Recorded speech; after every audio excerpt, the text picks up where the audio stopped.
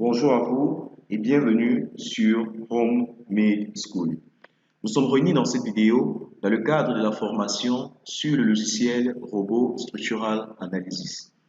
Dans cette vidéo, nous verrons les appuis, les nœuds et les relâchements sur robot.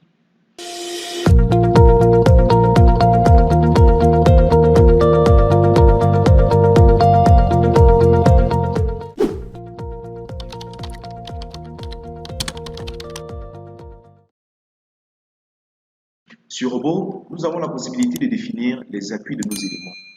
Pour ce faire, il nous suffit de sélectionner les nœuds considérés et d'aller y créer des appuis. Ici, par exemple, nous avons sélectionné le nœud 3 et le nœud 4. Vous voyez que la sélection se place 3 espace 4. Également, si je veux saisir, par exemple, les nœuds 1, 2, 3, 4, il me suffirait tout simplement de placer ici 1 à 4. Vous voyez qu'en mettant 1 à 4, en grand ou en petit majuscule, cela ne me dérange pas. J'ai le nœud 1, le nœud 2, le nœud 3 et le nœud 4 qui ont été sélectionnés. Revenons au cadre de notre travail. Nous allons sélectionner tout simplement le nœud 3 et le nœud 4. Et au niveau de ces nœuds-là, nous allons tout simplement créer tout d'abord un encastrement. Ensuite, nous allons passer aux appuis simples et ensuite au niveau des rotules.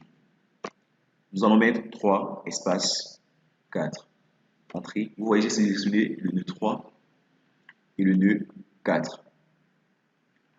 Pour définir, je rentre d'abord ici, je me remets dans géométrie. Pour définir l'appui, étant dans géométrie, il me suffit d'aller sur appui, ici.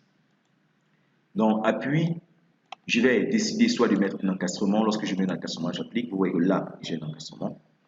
Je peux décider plutôt de mettre un appui simple. Un appui simple, je remets les éléments 3, espace 4. Appliquer. Là, j'ai un appui simple. Ou alors, je peux décider de mettre plutôt une rotule. Une rotule. Et là, j'ai une rotule. Sur Robot, il est possible également de modifier tout simplement les degrés de liberté au niveau des nœuds. Le degré de liberté traduit tout simplement les degrés de déplacement libre que l'élément ou que le nœud possède. De façon générale, un nœud possède 3 degrés de liberté. Le degré de liberté suivant la translation suivant l'axe des X, la translation suivant l'axe des Y et la translation suivant l'axe des Z. Le fait qu'un nœud appartienne à un élément, cela lui confère également 3 autres degrés de liberté supplémentaires. Ces degrés de liberté sont les degrés de liberté de rotation. Ainsi, nous aurons la rotation suivant l'axe des X, la rotation suivant l'axe des Y et la rotation suivant l'axe des Z. Sur Robot, il est possible tout simplement de relâcher certains de ces degrés de liberté. Par exemple, considérons le nœud 1, par exemple, ou considérons le nœud 3. C'est un nœud qui m'intéresse bien. Au niveau du nœud 3, j'ai la possibilité, par exemple, de relâcher certaines directions. Comment faire? Je vais tout simplement utiliser ce qu'on appelle le relâchement sur robot. Pour définir un relâchement sur robot, j'ai la possibilité de sélectionner la barre, de rester dans le menu de bureau géométrie et d'aller tout simplement dans structure, caractéristiques additionnelles ou ici dans relâchement et caractéristiques additionnelles relâchement linéaire pour le cadre d'un relâchement linéaire. Mais ici, nous sommes sur le cadre d'un relâchement nodal. Je suis ici. Où j'ai la possibilité tout simplement de me placer dans le bureau caractéristique. Parce que là, il s'agit des caractéristiques de ma structure. Vous voyez que dans le bureau caractéristique de la structure, j'ai les appuis, j'ai les relâchements linéaires. Ici, les profilés de mes matériaux. Ici, mes matériaux.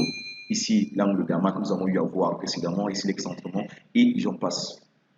Donc, ici, nous allons tout simplement resélectionner notre barre et nous allons définir un relâchement linéaire, un relâchement nodal. Je viens ici. Vous voyez que là, j'ai déjà des relâchements qui ont été définis.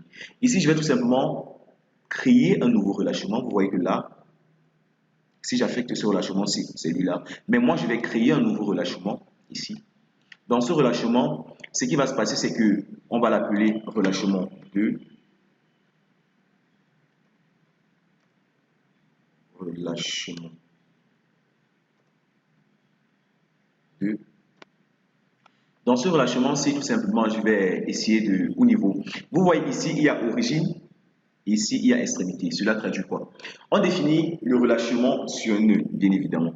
Mais pour définir un relâchement, on sélectionne un élément barre. Et lorsqu'on sélectionne un élément barre est formé d'un nœud origine et d'un nœud extrémité.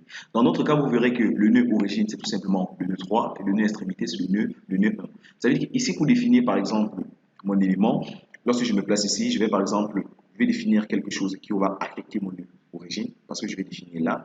Je vais définir ceci, bloquer, relâcher ces différentes directions. Bon, ici, les directions relâchées sont tout simplement la translation sur l'axe des X, la translation sur l'axe des Y, la rotation sur l'axe des Y et la rotation sur l'axe des Z.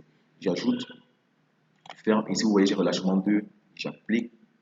Et ainsi, vous voyez que voilà mon relâchement qui a été créé. C'est ce qui est matérialisé ici.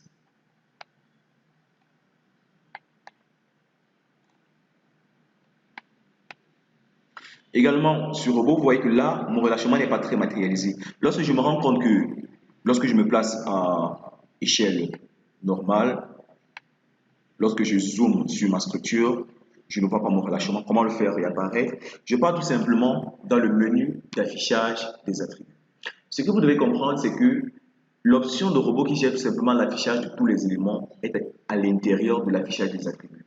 Dans l'affichage des attributs, pour y accéder, on fait tout simplement un clic droit, comme nous avons eu à voir précédemment, pour aller sur Attributs. Dans Attributs, vous avez l'attribut des modèles que nous voyons, l'attribut des nœuds, vous voyez le numéro des nœuds, numéro de nœuds de calcul, masquer les nœuds.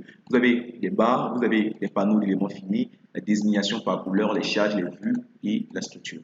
Pour notre cas, on veut tout simplement revoir un relâchement. Et le relâchement, je pense que c'est un élément qui entre au niveau du modèle. C'est-à-dire que pour avoir relâchement pas au niveau du modèle, vous voyez que là, j'ai relâchement. Cela ne s'affichait pas parce que ici, vous voyez bien que le relâchement est coché. Pour ce faire, il me suffit de cocher relâchement pour faire appliquer cela. Okay. Vous voyez que là, mon relâchement, il apparaît.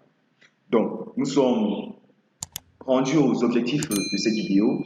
Il était question de voir les appuis, les nœuds et les relâchements sur robot. Dans la vidéo suivante, nous allons commencer avec notre projet, avec la modélisation des poteaux.